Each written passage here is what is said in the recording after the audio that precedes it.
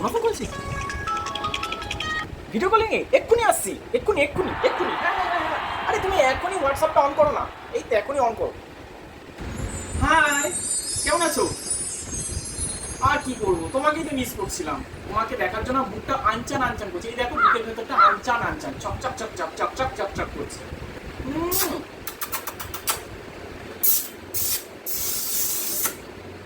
তুমি কবে আসবে গো আমার কাছে? কবে আমাকে বিয়ে করবে বলো তো? আমি আর পারছি না, তোমাকে কবে যে বিয়ে করবো। ধ্যাৎ, আবার বউ ফোন করেছে, দত্তবার ফোন করেছে। হ্যাঁ বলো, কি হয়েছে?